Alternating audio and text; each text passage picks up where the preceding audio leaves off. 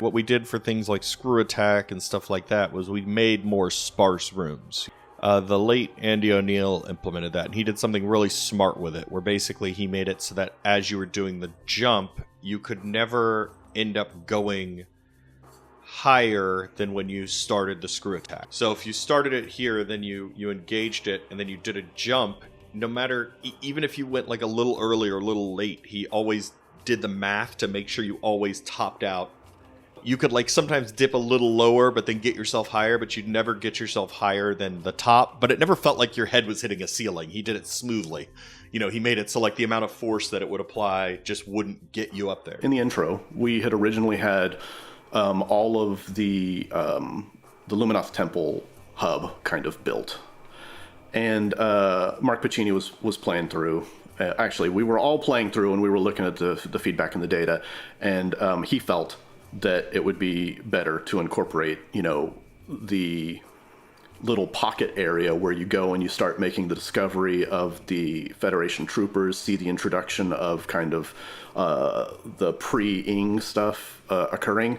So that was added late. Carl Deckard, he invented the Luminoth language. Remember the circles and stuff like that? Yeah. Those are the Luminoth knuckles in three-dimensional space.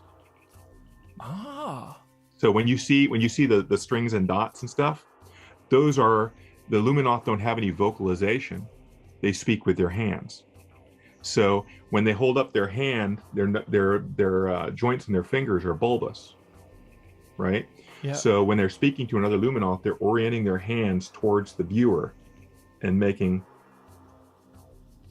things like that. And that's what the written text is. Marky Atchison came up with what I call the Spindle Camera, which is like I did an encounter in Metroid 2 where you're in a tube and you're on morph ball tracks, and there's like these arms that come down and try to kick you off, and the camera is falling outside of the tube. That's his spindle camera, right? Because it's on a big spindle. It follows you around, and it's used quite a few times in Prime. I think a couple boss fights use it and everything. That was one of the new cameras he developed for Prime 2. The Dark World transitions, those are all loads that are hiding, you know, when you enter the portal, and they see Samus zipping along, and all, it's all just hiding the load to the other area. Because the tricky part is in Metroid 1, you're in a room, you go into the hallway. As you're going down the hallway, we're unloading that room and loading the next one. Yep. But when you go to the Dark World, you're just teleporting from in the same place. So we had to do a transition screen, so to unload the area you're in and load the one you're going to. From the very beginning, we were thinking about how sound would play into that. And I just started doing different variations on that sound. I was very much inspired by idea of like a sonar ping, like in a submarine. Right. But I wanted to maybe just sci-fi it up a little bit. So that sound was very much synthesized and then processed through numerous effects. And then on the GameCube side, we also were very keen on doing some processing on the in-game sounds when you enable the visor. And the only problem was that on the GameCube, the number of in-game effects were pretty limited. I think you had like a reverb and a really cheap sounding delay. So we actually got a VST plugin and that we liked the sound of.